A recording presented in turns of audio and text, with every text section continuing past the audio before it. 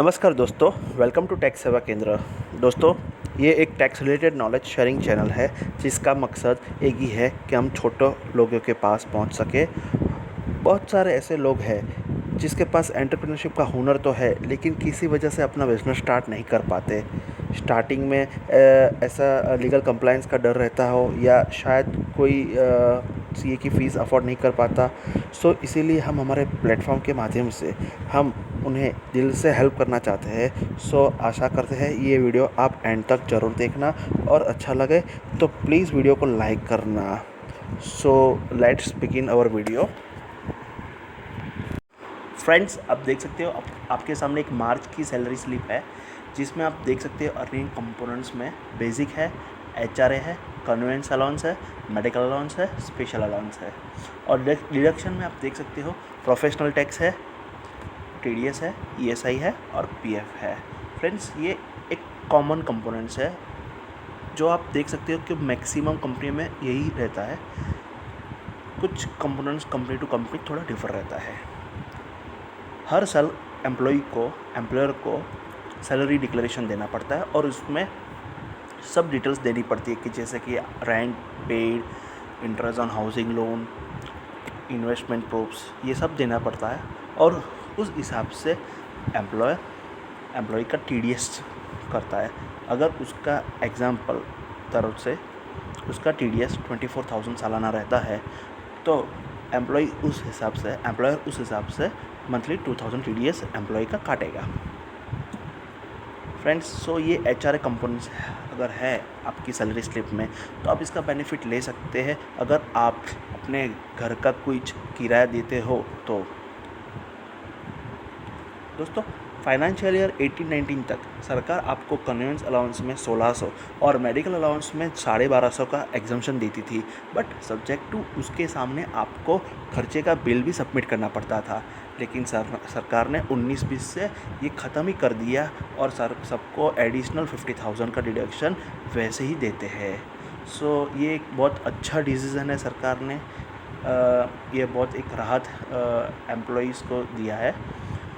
और आप आगे देखेंगे ये प्रोफेशनल टैक्स, ये एक लोकल टैक्स है और ये स्टेट टू स्टेट डिफ़र रहता है। टीडीएस अभी आपने बताया कि ये पूरा साल का जो टीडीएस रहता है तो ये एम्प्लॉयर मंथली टीडीएस काटते हैं। ईएसआई जिसकी सैलरी 21,000 से कम है उसको ईएसआई काटना पड़ता है। और पीएफ जिसका बेसिक सैलरी 15,000 और या उससे कम हो तो पीएफ काटना पड़ता है मैंडेटरी। अगर कोई एम्प्लॉई उसको वॉलंटरी कटाना है पीएफ तो वो कटा सकता है। सो फ्रेंड्स, ये बात हो गई है पे स्लिप की। फ्रेंड्स, हमको ये तो पता चल गया कि एम्प्लॉयर को हर साल टैक्स सैलरी डिक्लेरेशन फॉर्म देना पड़ता है और वो डिटेल्स के आधार पे एम्प्लॉय का टीडीएस काटता है। फ्रेंड्स, मैंने ये भी देखा है कि बहुत सारे ऐसे एम्प्लॉई हैं जो एम्प्लॉयर को गलत इन्फॉर्मेशन देता है उस चक्कर में कि ताकि उसका टीडीएस कम कटे, लेकिन फ्यूचर में उसको ही तकलीफ़ होने वाली है। सो प्लीज़ ऐसा मत करो। जो भी लीगली टैक्स होता है वो कटने दो, कुछ गलत इन्फॉर्मेशन मत दो। अभी आज हम उस कंपोनेंट्स के बारे में बात करने वाले हैं जो आपको टैक्स में बहुत सारा बेनिफिट देने वाले हैं। सो लेट्स बिगिन। अभी देखते हैं इंटरेस्ट ऑन हाउसिंग लोन।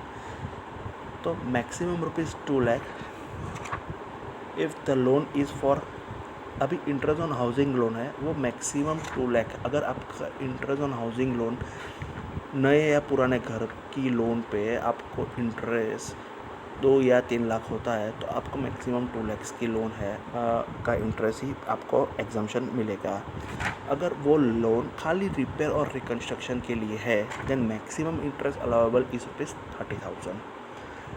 इसके लिए आपको एक इंटरेस्ट सर्टिफिकेट बैंक से लेना पड़ता है और ये आपको अपने एम्प्लॉयर को सैलरी डिक्लेरेशन फॉर्म में ये अटैच करना पड़ता है। सेकेंड थिंग फ्रेंड्स, मैंने बहुत सारे ऐसे भी देखे हैं कि घर पार्टनरशिप में लिया हो, जैसे कि हस्बैंड और वाइफ दोनों ने मिलकर साथ में हाउस लिया है। सो उसमें भी मैंने देखा है कि हस्बैंड जो सैलरीड एम्प्लॉय है और वाइफ हाउसवाइफ है, तो हस्बैंड पूरा 100% इंटरेस्ट क्लेम करता है। लेकिन ऐसा नहीं करना पड़ता फ्रेंड्स, जितनी आपकी ओनरशिप हो ना उतना ही इंटरेस्ट क्लेम करो, राइट। सो ये ध्यान रखना, ये लिटिगेशन प्रॉब्लम है, आपको जाके फ्यूचर में कभी भी प्रॉब्लम आ सकती है। Okay, next thing is TDS deducted by your employ can be check in 26 है। फ्रेंड्स, आपको ये भी चेक करना चाहिए कि भाई आपका TDS जो एम्प्लॉय आपका काटता है वो 26 ईयर्स में रिफ्लेक्ट होता है कि नहीं, वो आप अपनी इनकम टैक्स में लॉगिन करके देख सकते हो। फ्रेंड्स, देखो ये ATC का डिडक्शन है। ATC जिसकी मैक्सिमम लिमिट है 1,50,000। आप वेरियस फॉर्म में आप इन्वेस्टमेंट कर सकते हो, जैसे कि LIC premium, employ provident fund, tax free mutual fund, PPF, school fees, 5 years fix deposit, stamp duty paid on the purchase of house, principal repayment on housing loans. ये सब का मिलाकर आपको मैक्सिमम 1,50,000 तक का ही डिडक्शन मिलेगा। सेकंड आता है सेक्शन 80D मेडिकल इंश्योरेंस। अभी मेडिकल इंश्योरेंस की लिमिट, अगर आप खाली सेल्फ और फैमिली है, having being no senior citizen, तो आपको 25,000, एडिशनली आपके पेरेंट्स 25,000, और कुल मिला के आपको 50,000 ATD में मिलेगा। अगर आपके पेरेंट्स सीनियर सिटीजन हैं तो 25,000 प्लस 50,000, 75,000 का आप मैक्सिमम डिडक्शन बेनिफिट ले सकते हो। अगर बोथ सीनियर सिटीजन हैं या आप सीनियर सिटीजन हो और आपके पेरेंट्स भी सीनियर सिटीजन, तो आप 1 लाख का बेनिफिट ले सकते हैं। If there is no medical insurance, then senior citizen can claim maximum ₹50,000 of medical expenditure. अगर आपने कोई मेडिकल इंश्योरेंस नहीं लिया है तो आपका जितना भी मेडिकल एक्सपेंडिचर हुआ है तो उसका आप 50,000 तक का ही क्लेम कर सकते हो ATD में, लेकिन उसके लिए आपको बिल्स रिप्रेजेंट करना पड़ेगा। सो फ्रेंड्स, ये भी एक देखने जैसी चीज़ है कि medical insurance premium must be paid other than cash. मतलब अगर आपने कैश में पे किया है आपका प्रीमियम, तो आप इसका बेनिफिट नहीं ले सकते हैं। Section 80U deduction in respect of a person with disability. Under Section 80U, in computing the total income of an individual being a resident who at any time during the previous year is certified by the medical authority to be a person with disability, there should be allowed a deduction of sum of rupees 75,000. However, where such individual is person with a severe disability, a higher deduction of rupees 1,25,000 shall be allowable. Friends, अगर आप में कोई disability हो, उसमें 60 या 75% से ज़्यादा रहता है, तो उस केस में आपको फ्लैट 75,000 का डिडक्शन आप ATU में ले सकते हैं। और सीवियर रहता है मोर देन 80%, तो उसमें आप 1,25,000 का डिडक्शन ले सकते हैं, लेकिन उस केस में आपको certificate from medical authority compulsory. Section 80E deduction in respect of interest loan taken for higher education. Section 80E allows deduction in respect of payment of interest on loan taken from any financial institution or any approved charitable institution for higher education for the purpose of pursuing his higher education or for the purpose of higher education of his spouse or children or the student for whom he is the legal guardian. So friends, section 80 के E के हिसाब से अब आप ये भी benefit ले सकते हैं। अगर आपने अपनी वाइफ या अपने बच्चे के लिए कोई एजुकेशन लोन लिया है, तो आप खाली इंटरेस्ट पोर्शन इसमें आप बेनिफिट ले सकते हैं।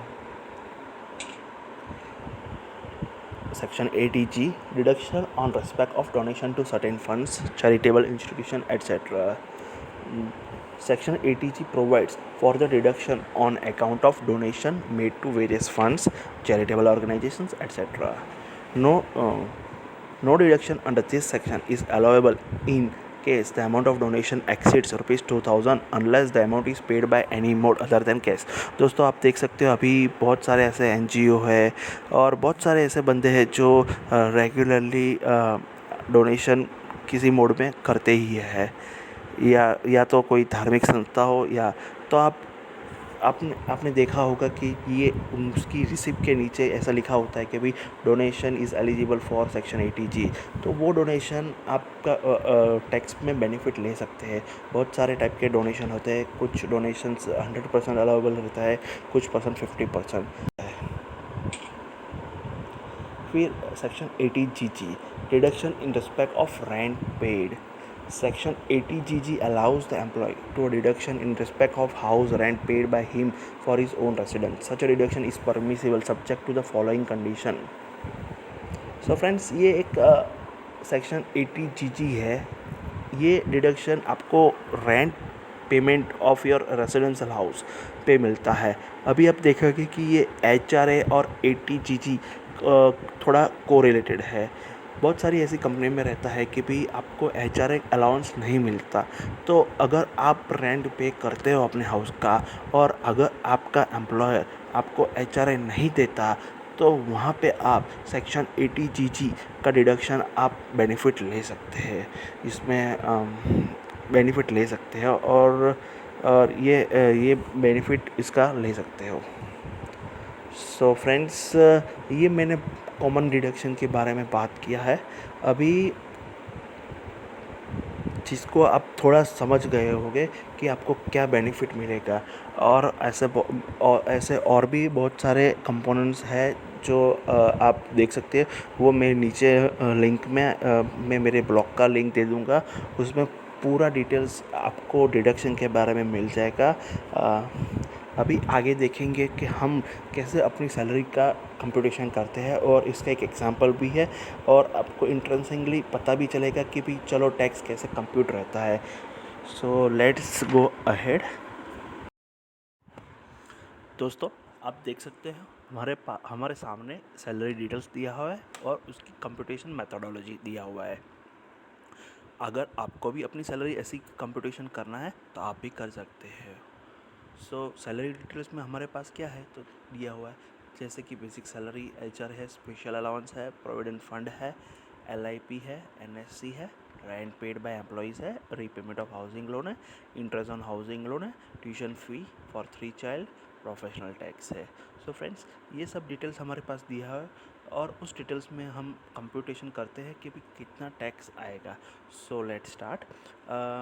ग्रॉस सैलरी जो फर्स्ट 3 सीरियल नंबर है उसका टोटल है 8,70,000 लेस HRA डिडक्शंस।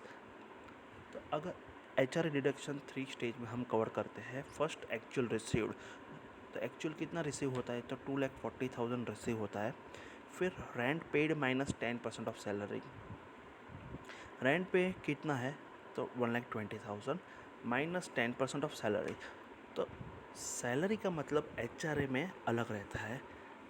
इसमें सैलरी मतलब only basic plus dearness allowance. आप देख सकते हो कि हमारे सैलरी कंपोनेंट्स में डियरनेस अलाउंस नहीं है, तो खाली अपने बेसिक सैलरी को ही सैलरी मानते हैं और उसका 10% यानी 48,000। So it comes to 72,000। Number 3, 50% of salary. So अगर आप मेट्रो सिटीज़ में रहते हो तो ये थर्ड कॉलम में 50% ऑफ सैलरी आता है। अगर आप नॉन मेट्रो सिटीज़ में रहते हो तो उसमें 40% ऑफ सैलरी आएगा। सो आप देख सकते हो इसमें ये अमाउंट में से तीनों में से जो कम आएगा वो आपको बेनिफिट के रूप में एग्जम्पशन क्लेम कर सकते हो। So it comes to 72,000। Next आता है स्टैंडर्ड डिडक्शन। ये डिडक्शन स्टैंडर्ड डिडक्शन रहता है, मतलब सबको ये 50,000 का एडिशनल बेनिफिट मिलेगा। Less professional tax 2,400। So your total income from salary will be 7,45,600। फिर इनकम फ्रॉम हाउस प्रॉपर्टी, अगर आपके पास इंटरेस्ट ऑन हाउसिंग लोन है तो ये अमाउंट यहाँ पे क्लेम कर सकते हैं। यहाँ maximum amount you can claim up to ₹2 lakh. फिर अदर इनकम, अगर आपके पास अदर इनकम में होती है जैसे कि इंटरेस्ट इनकम, डिविडेंड इनकम, तो यहाँ पे आप रख सकते हो। So your total income comes to 7,600,000। फिर आप deduction under section 80C claim कर सकते हैं। जैसे कि हमने आगे पढ़ा कि भाई कौन कौन से डिडक्शन 80C में आते हैं, और हमारे में पास डिटेल्स जो है, जो प्रोविडेंट फंड है, LIP है, NSC है, रीपेमेंट ऑफ हाउसिंग लोन है, ट्यूशन फ़ी है। सो कुल मिला के 1,80,000 रहता है। सो हमको पता है कि भाई ये मैक्सिमम अलाउबल डिडक्शन खाली 1,50,000। सो हम लोग बाहर 1,50,000 क्लेम कर सकते हैं। दोस्तों एक और चीज़ जानना चाहती है कि भाई ट्यूशन फ़ी यहाँ पे 30,000 दिया है, फिर भी हमने यहाँ पे क्यों 20,000 क्लेम किया है। So tuition income is allowable as deduction up to 2 children. यहाँ पे दिया हुआ है 3 चाइल्ड का 10,000। सो हम 2 चाइल्ड तक ही 20,000 लेंगे। सो आगे बढ़ते हैं। अगर हाँ, सो आपकी टैक्सेबल इनकम आती है ये काटने 1.5 लाख काटने के बाद 5,50,600। सो टैक्स कंप्यूट करते आगे, अगर आपकी इनकम 2.5 लाख तक है तो आपको कोई टैक्स देना नहीं पड़ता। 2.5 लाख से लेकर 5 लाख के बीच में है और तो उसका 5% टैक्स देना पड़ता है, मतलब 12,500 रुपया टैक्स होता है। और फिर आप 5 लाख से लेकर 10 लाख तक 20% टैक्स स्लैब में आते हो। सो आप देख सकते हो कि आपकी इनकम 5,50,600 यानी 50,600 का 20% यानी होता है 10,120। टैक्स आपका 20% के स्लैब में रहता है। सो टोटल आपको 22,620, उसमें 4% और सेस मिलेगा और टोटल टैक्स रहता है 23,525 ये बंदे का पूरे साल का इनकम टैक्स। फ्रेंड्स एक और चीज़ आपको जाननी चाहिए कि अगर आपकी taxable income is below 5 lakh, then additional rebate of rupees 12,500 in tax means no tax payable till 5 lakh income। अगर यही एग्जांपल में अपने समझ सकते हैं कि भाई ये टैक्सेबल इनकम आप देख सकते हो इसकी 5,50,600। अगर यही इनकम उसकी टैक्सेबल इनकम 4,99,000 हो गई है तो उसको टैक्स जो भी भरना आया, समझ लो कि 12,500 रुपये का टैक्स आया, तो सरकार उसको रिबेट देगा 12,500 रुपये का, मतलब उसको कोई टैक्स नहीं भरना है। लेकिन ये शर्त क्या है कि अगर आपकी इनकम 5 लाख की हो तो, अगर 5 लाख से 10 रुपया भी ज़्यादा हो गई तो आपको ये 12,500 रुपये का फ़ायदा नहीं मिलेगा। सो फ्रेंड्स ये चीज़ आप ध्यान में रख सकते हो और उस हिसाब के आप अपना टैक्स प्लानिंग करो और टैक्स बचा सकते हो। आशा करता हूँ ये मेरा वीडियो आपको पसंद आया होगा, तो प्लीज़ लाइक करो और सब्सक्राइब करो हमारी चैनल। सो आपके लिए हम ऐसे ही बहुत सारे वीडियो बना सके। We would like to thank you for seeing our video. Thank you so much.